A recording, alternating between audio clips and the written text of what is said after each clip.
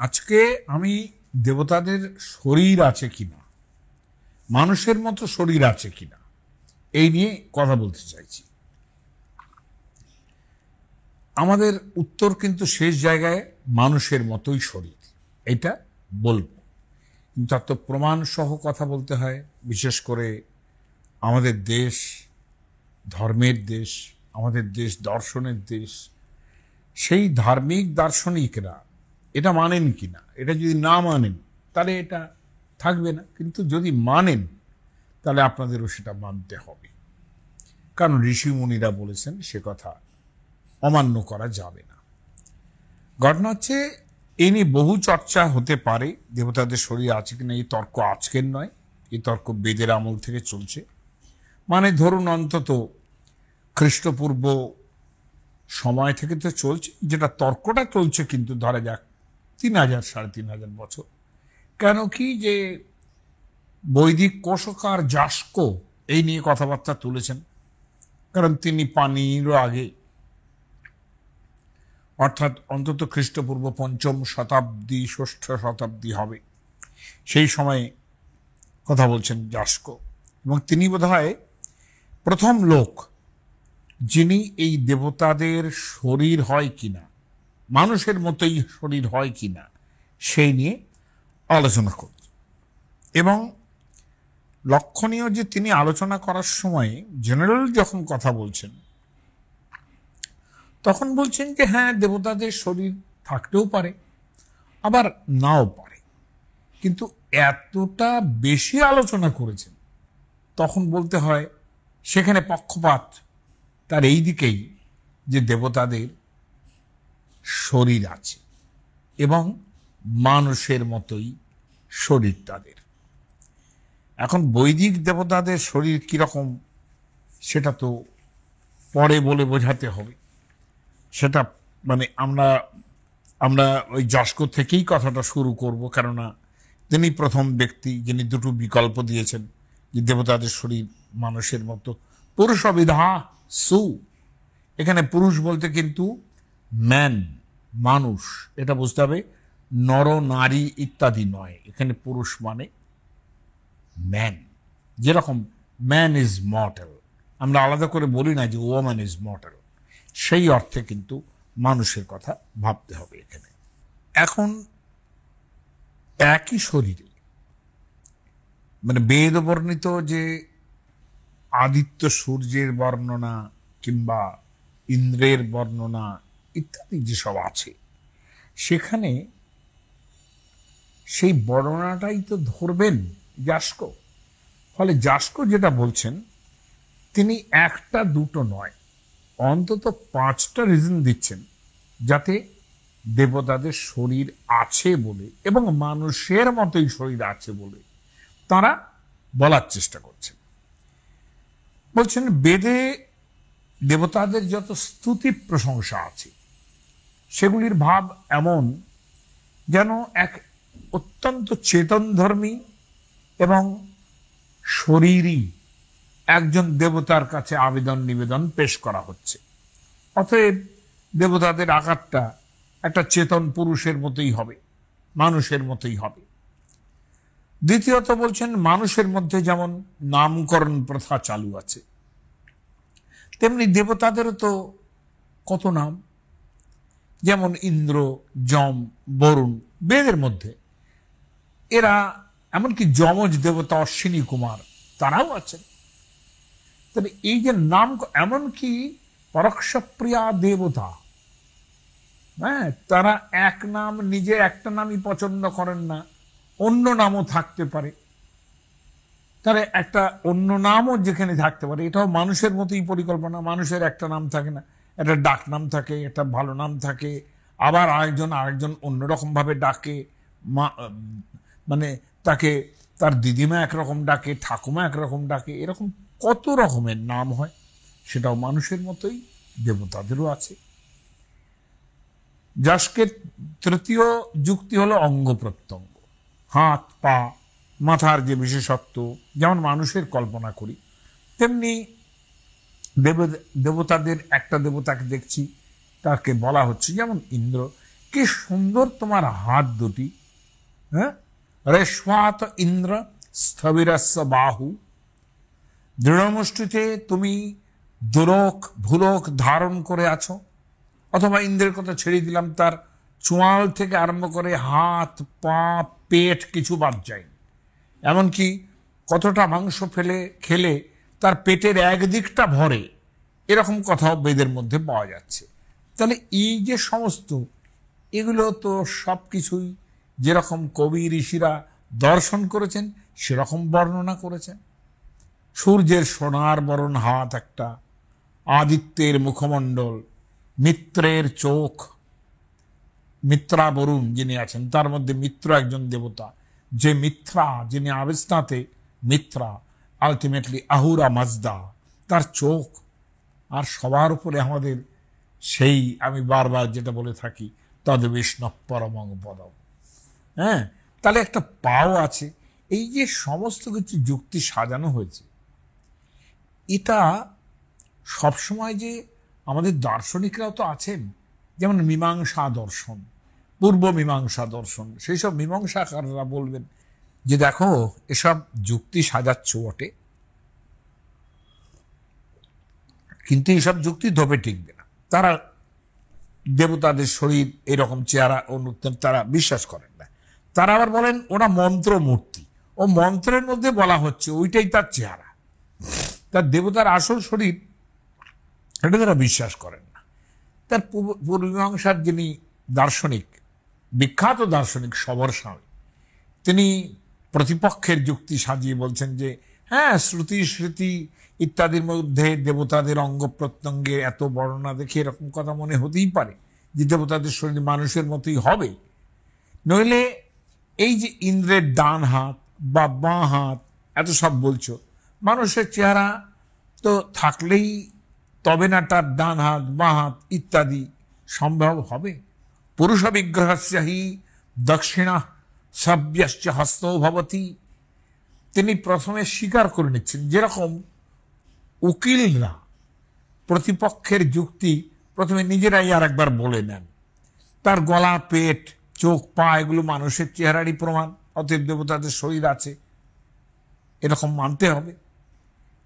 পরে তিনি প্রতিপক্ষে অন্য কথা বলবেন, কিন্তু এগুলো তারা প্রাথমিকভাবে সবর স্বামীও মেনে নিচ্ছেন যে না, তোমাদের কথার একটা যুক্তি আছে।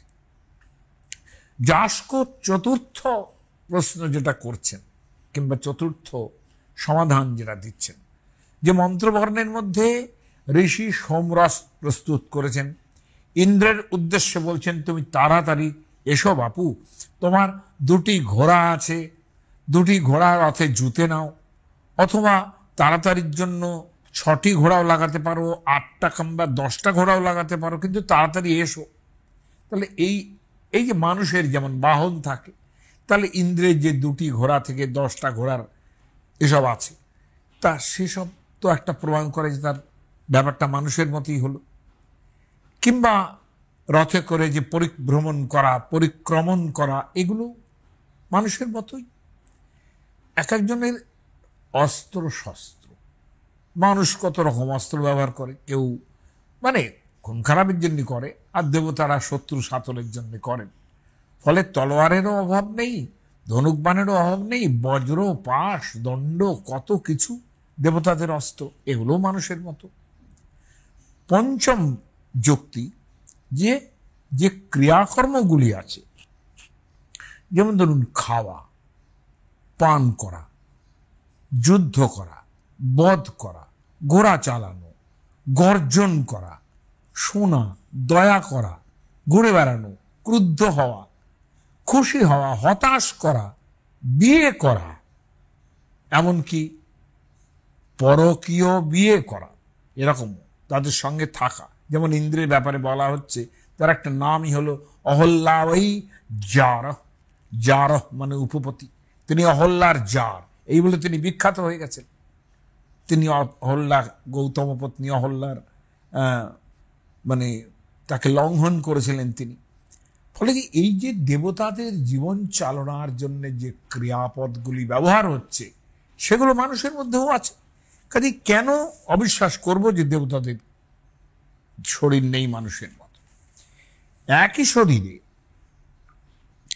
মানে সূর্যের ভাস্বর মুখ, সবিতা সূর্যের হিরণ্য হস্ত অর্থাৎ সোনার মতো হাত, এসব এসব হাত থেকে রক্ষা পাওয়া, কিংবা ইন্দ্রের মুষ্টি থেকে আরম্ভ করে হনু অর্থাৎ চোয়াল, সুশিপ্র, তাকে বলা হচ্ছে সুশিপ্র, মৎস্বা সুশিপ্র, হরিবস্ত ধীমহে, এই বেদের মন্ত্র।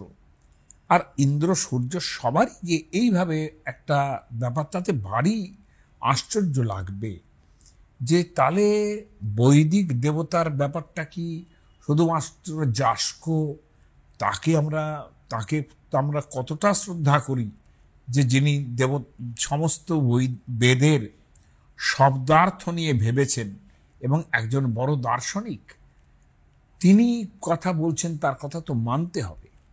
কিন্তু ধরে নিলাম যে তিনি দ্বৈতবাদী, অর্থাৎ মানুষের মতো শরীর দেখছেন দেবতার, তার নিজের যুক্তিতে ভুল থাকতে পারে। এইখানে শুধু বলি যে বেদান্তবাদী যিনি শঙ্কর, যিনি সবসময় কোন রকম মানে বিশ্বাসই করেন না, নিরাকার নির্বিশেষ ব্রহ্মস্বরূপের কথা তিনি বলেন, কিছুই মানেন না তিনি দেবতাদের শরীর তরি। হ্যাঁ, তিনি বলছেন দেবতাদের রূপ আছে, শরীরও আছে। ভাবা যায় কি এটা? যেরকম বলে সেরকমটা না হলে একজন দেবতার সম্বন্ধে কোনো ধারণাই তো করা যাবে না। হ্যাঁ, নহি স্বরূপ রহিতা, তার যদি কোনো রূপ কিংবা তার অন্যান্য আচার আচরণের যদি কোনো ইয়েই না থাকে, তাহলে তো তার দেবতা স্বীকার করারই প্রয়োজন নেই, তাহলে তো সেটা তো করা যায় না। তিনি দেবতার শরীর স্বীকার করার জন্য যে উদাহরণটি দিয়েছেন, সেটা দিয়েছেন কিন্তু মহাভারত থেকে। মহাভারতে কুন্তী যখন সেই বিবাহ পূর্বকালীন সময়ে দুর্বাসার মন্ত্র পরীক্ষা করার জন্য সূর্যের একটা স্মরণ করলেন, সেই সময় সূর্যের যে চেহারা এবং তিনি এসে যে কুন্তীকে জড়িয়ে ধরছেন এবং তাদের যে পুত্র হচ্ছে, এটা তো একটা ভাবনার জিনিস। এবং লক্ষ্য করে দেখবেন, আপনারা যদি তিজনবাইয়ের পাণ্ডবাণী দেখে থাকেন, যেখানে কর্ণ হচ্ছেন, সেখানে তিজনবাইয়ের ভঙ্গিটা থাকে এইরকম যে তিনি একদিকে দাঁড়িয়ে আছেন, সূর্যের সঙ্গে তার মিলন হচ্ছে, হঠাৎ করে ঘুরে যাচ্ছেন, ঘুরে গিয়ে বসে পড়ছেন তার কোলে কর্ণের মতো একটি ছেলে।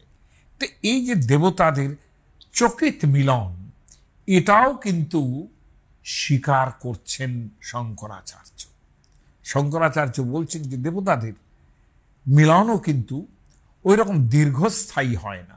তারা সামনে এসে দাঁড়ালেই হৃদয় দিয়ে তারা উপভোগ করতে পারেন, কামনা উপভোগ করতে পারেন। কেন বলছেন এটা?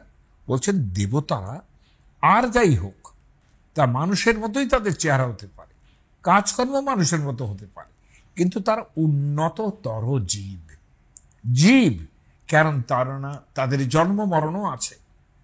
লক্ষণীয় যে ব্রহ্মা, যাকে আমরা ব্রহ্মা বলি, ব্রহ্মা এই আর কি, হ্যাঁ, এই যে ব্রহ্মা থেকে আরম্ভ করে ইন্দ্র, চন্দ্র, যম, বরুণ সকলেরই কিন্তু জন্মও আছে, মৃত্যুও আছে। এমনকি ব্রহ্মারও জন্ম আছে, তারও মৃত্যু আছে।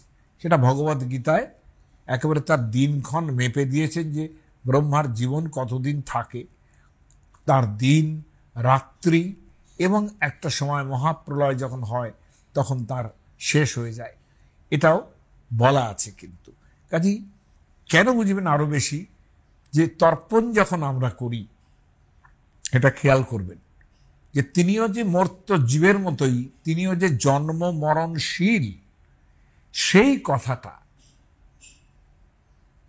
উল্লেখ করেই কিন্তু তর্পণের সময় সবচেয়ে সংক্ষিপ্ত, সবচেয়ে ইম্পর্টেন্ট যে মন্ত্র, সেটা হচ্ছে আ ব্রহ্মস্তম্ভ পর্যন্ত জগৎ ত্রিপতু। এখানে ব্রহ্ম মানে কিন্তু নিরাকার নির্বিশেষ ব্রহ্ম নয়।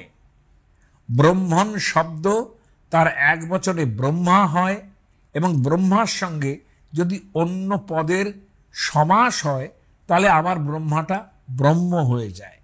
ওই জন্যে আ ব্রহ্ম, ব্রহ্ম আ মানে একেবারে এর থেকে আরম্ভ করে আ মানে পর্যন্ত।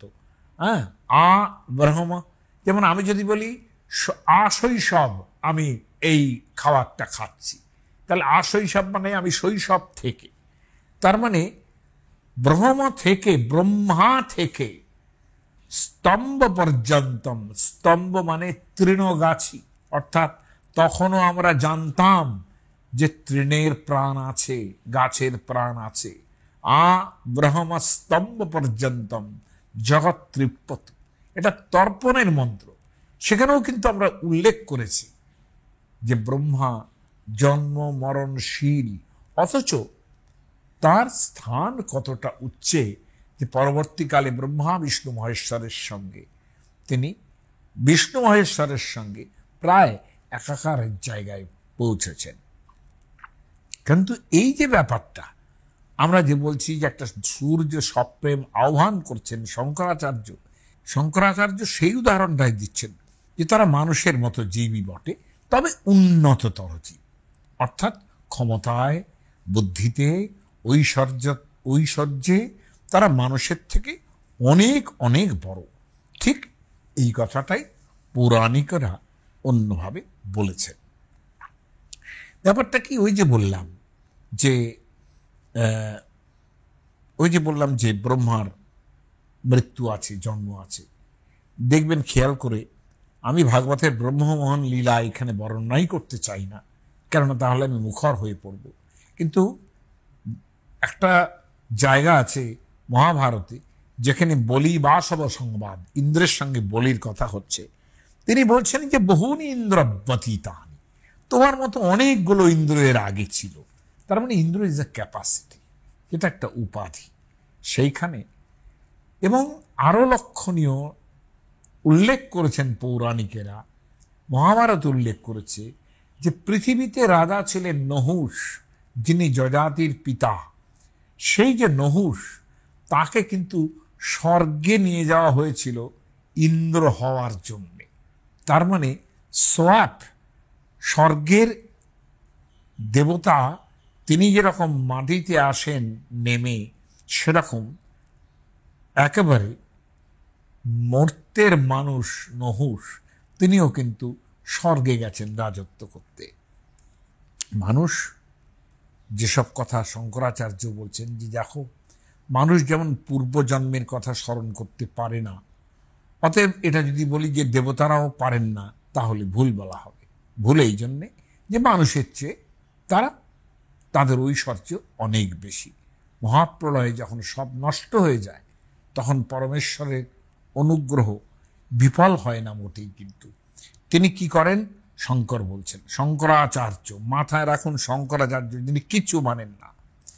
হ্যাঁ, যে প্রকৃতির নিয়মে যে বৃক্ষ, ফুল, ফল, বসন্তের পুষ্প শোভা যেরকম প্রকৃতি আপন অঙ্গে ধারণ করে, এবং তারপরে প্রকৃতির নিয়মেই আবার পাতা ঝরে যায়, হ্যাঁ, সেরকমভাবেই কিন্তু গাছ যেমন মরে যায়, সেমনি প্রকৃতির নিয়মেই কিন্তু একটা জীবন্ত ব্রহ্মাণ্ড সেটার মধ্যে প্রলয়ের মধ্যে ডুবে যায়।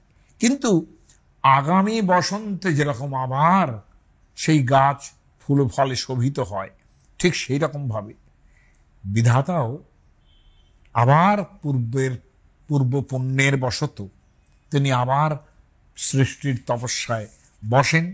ফলে কি হয়, শঙ্করাচার্য শাস্ত্র যুক্তি দিয়ে বলছেন যে অতীত কল্পে দেবতাদের যেমন রূপ ছিল, বর্তমান কল্পেও, অর্থাৎ মহাপ্রলয়ের পর যখন আবার সৃষ্টি হয়েছে, দেবতাদের সেই রূপ, সেই কাজকর্ম, সেই অভিমানই থাকে। অভিমান মানে আমি দেবতা। যথাভিমানিনোতীতে স্থূল্যাস্তে সাম্প্রতৈরিহ দেবা দেবৈরতীতৈর্হি রূপৈর নামভিরেবচ, তাদের নাম রূপ সব আবার পরবর্তীকালে তৈরি হয়। তার মানে বেদান্তি, অদ্বৈত বেদান্তি, যিনি তুমি আমি এক বলে মনে করেন, তিনিও কিন্তু স্বীকার করে নিচ্ছেন যে দেবতাদের শরীর আছে, এবং বলছেন দেবতাদের শরীর 5 রকমের হয়। বিগ্রহ পঞ্চক, বিগ্রহ মানে শরীর, বিগ্রহ মানে শরীর। বিগ্রহ মানে শুধু ভাববেন না যে আমরা যে বিগ্রহ দর্শন করতে যাই, আমরা ওই বিগ্রহকে শরীরই ভগবান হিসেবেই দর্শন করতে যাই বলেই বিগ্রহের অর্থ কিন্তু শরীর। দেবতাদের শারীরিক অধিষ্ঠান কিভাবে বোঝা যায়? বলছেন দেবতাদের তারা ইচ্ছে মতো শরীর ধারণ করতে পারেন, কারণ মানুষের থেকে উন্নততর জীব তারা।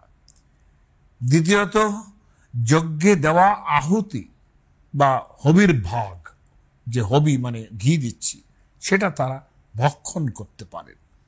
তিনি তাদের যে ঐশ্বর্য এবং সকলের উপরে প্রভুত্ব, সেটা তারা জারি করতে পারেন। মানুষের দেওয়া পূজা উপচার পেলে তারা প্রসন্ন হন।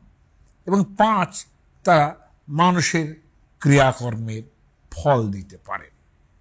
সেটা কিরকম দেখুন, মানুষের মধ্যে খেয়াল করে দেখুন, মানুষও কি মাঝে মাঝে ইচ্ছে মতো শরীর ধারণ করে না? ইচ্ছে মতো শরীর, ইচ্ছে মতো রূপ কিরকম হতে পারে? একটা মানুষের উপরে প্রচন্ড রেগে রইলাম, সেটা একটা রূপ, তাই তো? আমি না হয় একটা অন্যরকম চেহারা করলাম, সেটা না হয় দেবতারা করতে পারে, কিন্তু মানুষ কি পারে? মানুষ একটা অসম্ভব ক্রোধী মানুষ 20 দিন পরে একেবারে বিগলিত মানুষ হয়ে যেতে পারে। প্রেমিক প্রেমিকাদের মধ্যে তো বহুত হয় এরকম, কিন্তু যার সঙ্গে অন্যের সঙ্গে যে সম্পর্ক, সেখানে তো এইরকম চেহারা হয়ে যেতে পারে। তাহলে মানুষেরও তো রূপ পরিবর্তন করতে পারে, কখনো কোমল, কখনো মধুর, কখনো ভয়ঙ্কর, কখনো একটা মানুষ এক রকম চেহারা নিতে পারে সময় বিশেষে, তাহলে তারও চেহারা চেঞ্জ হয়। যজ্ঞে দেওয়া আহুতি বা হবির ভাগ তারা ভক্ষণ করে। তো এরকম সারাৎসার যদি মানুষকেও দেওয়া হয়, তারা কেউ কেউ তৃপ্ত হন।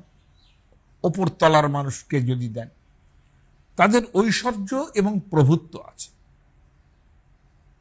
আমাদের মানুষের মধ্যে এক একজনের ঐশ্বর্য এবং প্রভুত্ব নেই।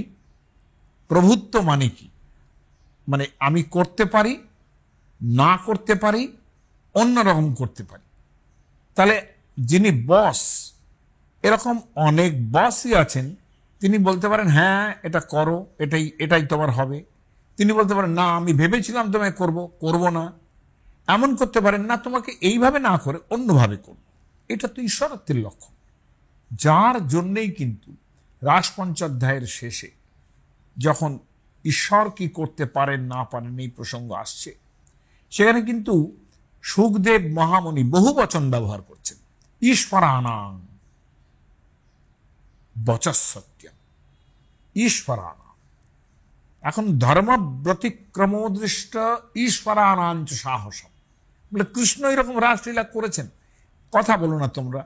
কেননা ঈশ্বরানাঞ্চ সাহসম, ঈশ্বর পুরুষদের এইরকম ধরনের হঠাৎ কোনো কাজ তারা করতেই পারে। ঈশ্বরানাং বহু বচন ব্যবহার করেছেন, তার মানে ঋষি মুনি ইত্যাদি এবং উচ্চ স্তরের মানুষ যারা যে প্রভুত্ব যারা দেখান, তারা দেখাতে পারেন, তাদের ঐশ্বর্য এবং প্রভুত্ব আছে। মানুষের দেওয়া পূজা উপচারে তারা প্রসন্ন হন। আমাদের প্রভু শক্তি যারা বিচরণ করছেন, তারা পুজো উপচারে তাদের প্রচুর পরিমাণ তোষামদি করলে, তেল দিলে তারা তুষ্ট হন না? হন তো। তাহলে মানুষের মতোই দেবতার ব্যবহার। 5 হচ্ছে মানুষের ক্রিয়াকর্মের ফল দিতে পারেন। খুব বড় মানুষ হলেই অন্য ছোট মানুষের ক্রিয়াকর্মের ফল দিতে পারেন। হ্যাঁ, আমি যদি খুব খাঁটি, তাহলে তার উত্তর দিতে পারেন, তিনি একটা প্রমোশন দিয়ে দিতে পারেন। তাহলে এই যে ব্যাপারগুলো মানুষের সঙ্গে তো মিলে যায়। শঙ্করাচার্য বলছেন বেদে ব্রাহ্মণে যখন দেবতাদের শরীর সম্বন্ধে স্পষ্ট কথা বলা আছে, দেবতাদের শরীর আছে, অতএব সেটা মানতে হবে। বেদ অখিল ধর্মমূলম, বলে এখন যেরকম কোন দেবতাদের দেখতে পাচ্ছি না,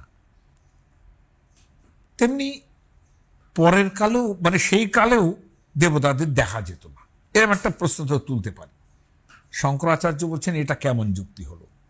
আমরা এখানে রাজতন্ত্র দেখছি না কিংবা রাজসূয় যজ্ঞ দেখতে পাচ্ছি না বলে সেগুলো হতো না এক সময়, তা তো নয়। আমি লন্ডন দেখিনি বলে লন্ডনের অস্তিত্ব নেই, তা তো নয়। কাজেই এটাকে, এই বৈচিত্র্যটা তোমাকে স্বীকার করতে হবে, এটা যুক্তি হলো না। আর এটা মানতে হবে যে ধর্মপ্রভাব, সেখানে দেবতাদের সাক্ষাৎ হয়, কথাবার্তাও হয়, মন্ত্র জপের মাধ্যমে ইষ্ট দেবতার সাক্ষাৎ মিলতেই পারে, তাই না? তবে হ্যাঁ, আজকের দিনের সাধারণ মানুষের যে শক্তি সামর্থ্য, তার থেকে তো ঋষি যারা ছিলেন তাদের শক্তি সামর্থ্য, কনসেন্ট্রেশন, যোগ অনেক বেশি, যোগ শক্তি অনেক বেশি ছিল। এটা শঙ্করাচার্য বলছেন। হয়তো সেই কারণেই আমাদের সেই শক্তি নেই, যেখানে আমরা দেখতে পারি না।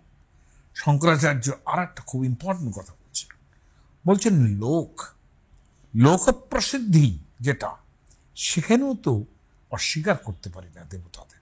তারা সবসময় বলছেন দেবতাদের শরীর আছে লোক প্রসিদ্ধিতে, সেখানে সেটাই বা আমরা একেবারে কোনো অবলম্বনহীন বস্তু, তাকে আমরা বিশ্বাসই করব না, এটাও তো করা যায় না।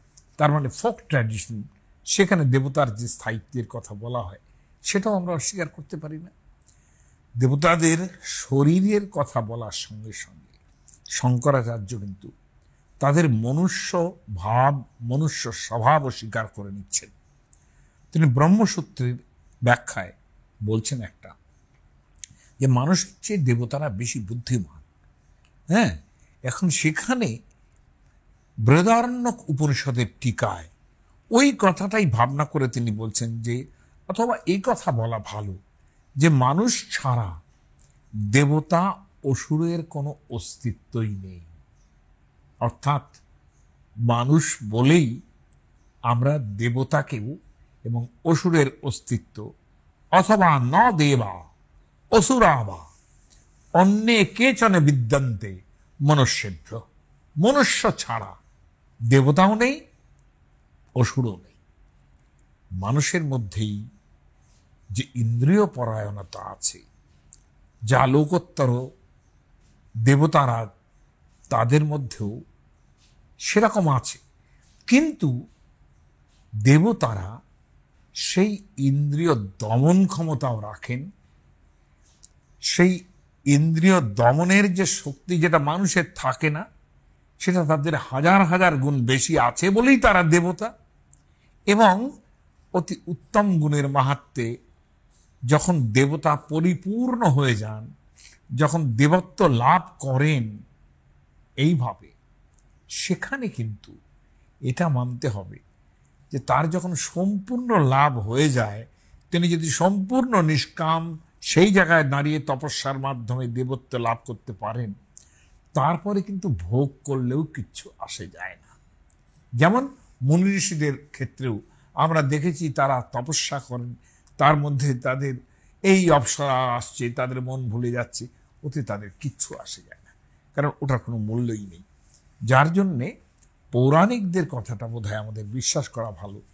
তারা বলছেন যে মানুষের শরীরের যেরকম সন্নিবেশস্তু যাদৃশ, অর্থাৎ শরীরের যে অঙ্গ প্রত্যঙ্গের যে সন্নিবেশ, তল্লক্ষণং তু দেবানাম, দেবতাদেরও সেই রকম লক্ষণ, এটা তত্ত্বদর্শী মানুষেরা বলছেন এবং সেটা আমাদের বিশ্বাস করতে হবে। তবে এটা মানতে হবে যে মানুষের বুদ্ধি যত, দেবতাদের বুদ্ধি, ক্ষমতা, ঐশ্বর্য তার থেকে অনেক বেশি। এ বিষয়ে শ্লোক, বুদ্ধ্যতিশয় যুক্তস্তু দেবানাং কায়মুচ্যতে, কায় মানে শরীর, এই বুদ্ধির অতিশয়, এটাই হলো দেবতার লক্ষণ। বুদ্ধির আতিশয্য জিনিসটা অসুর রাক্ষসদেরও যথেষ্ট পরিমাণ আছে, এবং তা কিন্তু মানুষের চেয়ে বেশি বলে পৌরাণিক এবং শঙ্করাচার্য স্বীকার করছেন। এবং এই ধারণাটা আরো ভালো করে বুঝিয়ে দিয়েছেন সাংখ্য কারিকা যিনি লিখেছেন সেই ঈশ্বর কৃষ্ণ।